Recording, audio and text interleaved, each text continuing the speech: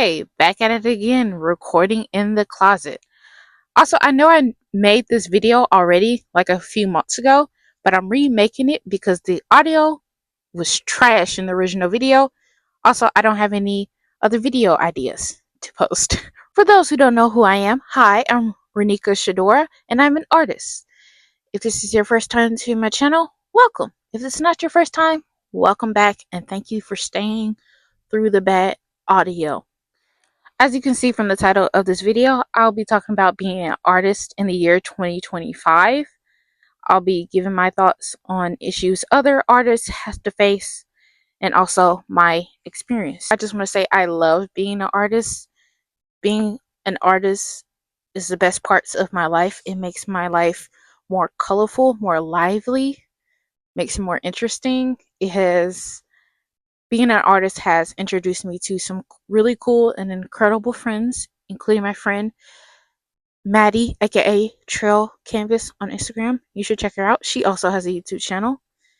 It has opened Art has opened doors for me to new opportunities, to meeting new people. But art has also brought on its challenges. Firstly, I want to talk about having a day job as an artist. So since mid-July, I have worked in a restaurant. It is not my ideal job and it was not my first job. However, it was the only job that has responded. Even though working in a restaurant can be a lot, and especially working in a restaurant I do, where there's so many small details you have to remember, it can be a lot on my mental health. It can be very anxiety inducing. I'm still grateful that I do have a job because I know not many people are fortunate to have that. I am grateful that I am able to build up my savings account, able to rebuild my checking account so I can hopefully move out of my parents' place and also still have money left over. Even though I only work 4 days a week in a restaurant, is not a whole lot of time to be creative, at least for me personally, because the 3 days I do get off, I want to rest my body. So like I work Monday, so like I have Thursdays and Fridays off, and then I work again on Saturday. So I'm resting my body, recovering, trying to get to Saturday. And then Sunday I go to church. And sometimes I help out around the church. So it's really I have 2 days off. With that being said, the creativity can be slow for me. As an artist, I don't have as many ideas, or the ideas aren't coming as fast as they used to. I used to get inspired every day. When I first took on this job, I did feel kind of bad because I had seen a lot of artists, a lot of my art mutuals post about how they didn't want to have a day job. They just want to focus on their small business. And a lot of them were able to not have a day job. They can just use social media as that platform. I have a lot of followers on Instagram and TikTok, but it's not enough to where it takes over having a day job, if that makes sense. But yeah, I felt bad. I was like, all these people are able to just focus on their small business, or they're talking about how they would rather do anything else than have a day job. And I don't know, it made me feel guilty and made me feel like less of an artist, or made me feel like, wow, I don't have confidence in myself. Because I've seen other creators, content creators, talk about how they never had a job. They just gave their all to their content and it worked out. But I need to remember that I don't know who was all supporting them at the time. And I need to remember that right now I am not able to do that. And that is completely okay. I am not less of an artist for having a day job and trying to do my art. Like, I'm not less of an artist because I need to work for someone else currently. Maybe more opportunities will come through this day job. Like, I already told 2 of my coworkers about my art. One of them, being my manager, may commission me one day. So we'll see. Maybe I'll have a chance to give out business cards. No, I don't think I'm allowed to do that. Maybe to a manager. But yeah, never know what opportunities this could lead to. Or maybe a customer can remember me being nice to them, being like, yeah, I'll definitely give you a chance because you showed me great customer service at your job. But the job market sucks. Again, still really grateful that I have this job. But all of senior year in college was me working with someone in career services to find a job. Thankfully, they made a connection with merchandising, like a retail company. I got an interview with them to talk about my resume, to talk about my experience. And then I applied again. Well, I applied already, but I applied again for at least 2 positions with that company. And after that interview, they said they'd call me back. Didn't get a response till 2 weeks later that, oh, I didn't get the job I positioned for at the company. And I know that's how it usually works, but I just found it weird of like, it was more like an automated response. So I thought they would give me direct feedback. But hey, that's not how it works. But anyway, after that fell through, I was I had already been applying to jobs regardless of whether the interview was going through. But the fact that nobody responded, nobody. Until again, this restaurant responded. Even my manager was like, why'd you work here considering my degree and my interest? And I was like, you guys were the only ones that gave me a response back. Another thing I want to talk about is looking for non AI references on Pinterest or anywhere, but mostly Pinterest. It's ridiculous. So recently, I've been very interested in chrome arts slash retro space art. I'll try to show pictures here of what I mean. Hopefully those are not AI, but well, I'll just show examples of my art, of the vibe I'm trying to give. Yeah. And I'll see some pictures and I'm like, oh, this could be great inspiration. I'm like, hold up. Is this AI? I'll look at the comments, somebody asking, is this AI? Or I'll see the little thing on Pinterest like AI modified. Or even if it doesn't say anything, it just looks like AI. And I'm like, dang it. And also, it's just like every pin on Pinterest is like, it's either AI or an ad. And I'm like, you've got to be kidding me. Pinterest, what is going on? So if someone knows a better site to use for references, please hit me up. Please let me know. I am desperate. Like, I'm still able to find inspiration on Pinterest, but it's like, bruh, come on now. And there's not even like a filter you can use to just get rid of the AI, you know? I mean, if there is, please let me know. But it's just ridiculous. No, I get it. You'll see AI everywhere. Like, you may see something AI on Instagram, especially on Facebook. I know Facebook is filled with it. But it's like at least you get mostly human content, but it's like you gotta it's like a needle in a haystack for Pinterest. An important thing that being an artist in the year 2025 has taught me is the importance of having patience and being grateful.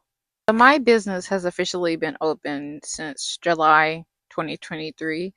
Like, I sold some paintings before then, but it wasn't until 2023 that I launched my Etsy shop, and I think I launched my Instagram and TikTok. And I've sold a lot of paintings. I've sold a lot of paintings and prints, which I am grateful for, but it has been in increments. Because it's been in increments, like it'll be 2 paintings this month, 3 months without selling anything, and then a big break, so forth. I have, because I haven't taken the time to really list out all the accomplishments I made in 1 year or a month, I can be very impatient. I mean, that's the thing with having a small business. You can be very naive and optimistic at the, not the front, at the beginning. You think, oh, as soon as I open it, the orders are going to come flying in. And some people, that is the case. But for everyone else like me, that is not the case. You have to do a lot of promoting, a lot of pushing, a lot of networking, unfortunately, to just get at least even one sale, you know? And you keep thinking, when is my time coming? When is my time coming? Even now, I'm 22. I'm like, bro, I should be there. I should be up there. But I'm like, I'm only 22. I just graduated college. It doesn't work like that, you know? And I think you can go into that whole American dream mindset of like, oh, it's you finish high school, then you go to college, boom, get a job, work for the rest of your life, start a family and kids. It's like, no, it's not going to happen all at once. There's going to be periods of confusion. There's going to be periods of worry, unfortunately. One thing that's consistent about life, it's inconsistency. So yeah, I have learned, and I need to do this recently. I used to do this, what was it, a few months ago, of just like write down everything I sold in what month, at least the revenue for that month, to really look back on like, hey, I may have not made as much as I wanted, but I still made something. I talked to my friend Maddie a couple of months ago about mindfulness. She has a Discord server for artists and gamers. And if you care about wellness and mental health, that server is for you. And we talked about the importance of being grateful and being mindful, you know. Like every time we check in on our Discord server, we're like, hey, name one thing you are grateful for. So you can just take a moment to stop and think before you go into your ranting phase about what is important, how you at least have something to be optimistic, at least for a little bit, you know, at least for 1 minute. That's what I want to do more of, and that's what this year has taught me, is just to be grateful for what I do have. It's easy to look about what I don't have, and trust me, there is a time for that. You have every right to be upset about things falling through, people not supporting you, opportunities not appearing. You have a right to be upset at those things. But don't forget to remember where you used to be. Don't forget to remember how far you have come and how you're better than you were a year before. You know, at least you are taking the time, at least you have the courage to go out there and work for what you want. At least you are trying to make your dream come true, even though it is taking some time. Even people who seem to have become overnight sensations, they have been doing their content, their work for years before one of their videos blew up. Like, yes, it may have been luck in that moment, but they still worked to make that quality content, to make that quality video that eventually blew up, or to make that quality product that got everyone's attention. As an artist, you do have this pressure to create a piece better than your last one. I remember when I got serious about sketching in my sketchbook to improve my art, I created a lot of amazing pieces in that sketchbook. So when I started a new one, I had this greater pressure for myself, this bigger expectation. That's what I'm looking for, to create masterpieces that will not only go viral on social media, but also be print worthy and sell a lot. I think that's another thing of that heightens the pressure, is not only like, wow, this piece was beautiful. I actually like something I'm working on, which is a shock and a once in a lifetime opportunity, but also to want to create something that will sell. And if the next piece you create isn't just as beautiful, isn't better, isn't a masterpiece, you begin to question your artistic abilities. You begin to question if this is the career path for you. It can make you even want to take a break from art because you're like, oh, I'm not creating any pieces that are better than this one. Clearly, that was a one time thing. Clearly, that was luck. Clearly, I just don't have it. Come to realize that is not the case, because there have been at least four pieces where I'm like, oh, I don't know if I can create something better than these four. And I absolutely have. And I'm like, oh, clearly I do have it. Clearly, it's just practice. And also, not every piece is meant to be a masterpiece. You got to create bad art to make good art.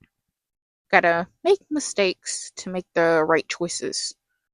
I don't know if it's just me, but sometimes as an artist, when I'm asked to describe myself, Like, if someone were to ask me, what is one good quality of mine? My first thought would be me being creative, being an artist. If someone were to ask, like, oh, outside of being an artist, what's your good quality? I wouldn't know what to say. I would say that is one thing that may hold me back, or is why that is not proper grammar, or is why. But one thing that can hold me back or can stop me from taking constructive criticism correctly is feeling like art is my only good quality, because it's like it's so personal to me. I'm like, oh, this is my style, this is me, and if I'm not good at this, then I'm not good at anything at all. What is my worth? And it shouldn't be that way. I'm growing in my art journey as I'm getting older, as I mature as a 22-year-old. I'm realizing art is not meant to be the only thing I'm capable of doing. Like, the people who are in my life are not in my life just because I'm an artist. Maybe they got introduced to me through my art, but that is not the reason they stick around. That is not what is going to make them stick around. It's my personality, it's my heart, it's my ability to have empathy or sympathy for people. To my artists who feel the same, that art is their only good quality, know that that is not true. If that was true, if art was truly meant to be your only good quality, you would have been born as a painting or something. You would have been reborn as a canvas, as a piece of art. Look at me trying to be deep. That probably made no sense. But yeah, art is not meant to be your only good quality. People are not sticking around for you just because you make good art. There are plenty of great artists in the world, but they chose to stick around and love you. So clearly, you are a good person. Clearly, you have something lovable about you. As I mentioned earlier, with the pressure to create a piece that is better than the last, a sense of imposter syndrome. Oh my gosh, I don't think I said that right. A sense, a sense of imposter syndrome can come with that. Of, like, I'll look at pieces and I'm like, there's no way I created that. It's like I had an inner body expander. I can't talk. It's like I had an inner body experience, like someone took control over my body. Like a great artist took over my body and it was their art they created, not me. I don't know if anyone feels that way, but yeah, sometimes I feel like an imposter. Imposter syndrome has gotten so bad for me that I am just now starting to call myself an artist, even though I've been creating art for over. I started creating art in 2016, but I didn't take it seriously till 2019. So that's how many years? The math. It's not, at least 6 years. I've been creating art for 6 years. It is year 6 that I'm just now considering myself an artist. At first, I was just like, yeah, I've created 200 pieces, but I'm not an artist. You know what I mean? But I'm not a rapper. It's like, yeah. I was like, I don't know what that was about. But yeah, I'm just now considering myself an artist. Speaking of being an artist, man, I'm sick of art scams. It's gotten out of control. Thankfully, I haven't gotten a NFT, whatever the heck message that is, in a while. I'm so grateful. I got sick of them. Every single message, someone would be like, oh, can I buy your art as an NFT? No! Or I hated the ones that are like, hey, I want to buy your art. Like, cool, here's my shop. And then 5 messages later as an NFT. Like, bro, you just wasted 30 minutes of my time. Why would you do all that? Speaking of art scams, let me tell you about this recent one. Or not so recent. Was it last month? It might have been July. It's been a minute. No, it was in July. Because I had just started my job. And this woman messaged me saying she wants a commission. I was like, okay, I know how this goes. Here's my I can't talk. I was like, here's my commission form. Usually when I send the link to my commission form that deters them, they never fill it out. But she filled it out. And I was like, okay, real deal. And I was asking 40 for the canvas she wanted, she was gonna pay me 50. I was like, you okay? Usually they give a a larger amount than what I'm asking for, and that's also a telltale sign. I was like, okay, real deal. So she sent me a picture. I sent her sketches, and she liked it, and I was all ready to paint it. But as part of my completion process, I asked for a deposit, and so she was like, "Yeah, can you take check?" I was like, "Okay." And she said she was gonna send me a picture of the check. How was it? Like, yeah, she was gonna send me a picture of the check, something like that. It's been a minute. Like, I don't know if my bank will take that. I think I have to take the picture. She was like, yeah, just take the picture on your computer. I'm like, okay. Anyway, so she was like, okay, here. So lim- the minimal limit I can make a check out to is 350. So you just take the 40 and we'll discuss getting the rest sorted later. And I was like, all right, lady, that don't make sense. I'm not playing this game with you. And I blocked her. Mind you, this happened all in the span of a week. And during this time, I wasn't sure if I was feeling creative enough to make a commission because I just started work, body was sore, mind was tired. I was like, hey, I'm being paid for it. Let me do it. Then boom, scam. So disappointing. And scams now, like I'll get comments on mostly on my TikTok page, like, oh, I'm a brand. We like your products. We would love to collaborate. Why can't I talk? We would love to collaborate with you. And then they have less followers than I do, or and their page looks fake. But yeah, man, sick of these art scams. Get them out of here. But I just want to say this video is not all about complaining. I just want to say that I do love seeing spaces filled with art or just art in the wild. Like I love seeing street art, graffiti style. I visited Chicago in June and seeing the art there. It was so beautiful. Some I took pictures of, some I was just like, I just want to stare at this. But also, I didn't get pictures of all of it because I had lost my phone and I had to get one of those phones from Target. And the camera quality was trash, and the phone itself was just trash. But anyway, but yeah, the art there in Chicago was absolutely beautiful. I can't wait to move there. And then walking into art galleries or just walking into businesses and they have paintings. I remember I once went to a bar with a few friends and I just looked around and I was like, oh, I can see myself in this art. I would like to make art like this. Art that you would want to, I don't know how to describe it. You would want to go through the painting. I don't know why English wasn't coming to mind. But yeah, you just want to live in the painting, and it's so, so, so beautiful. Yeah, seeing art in person out in the wild, it really brightens your day, puts a smile on my face. It also makes you feel connected in a way that even though I don't know you as an artist, your art makes me feel seen, your art makes me feel special. And it's a feeling I hope to not, well, yeah, I would love to incorporate with my art, but also a feeling I would like other people to feel about mine. I feel like that didn't make sense.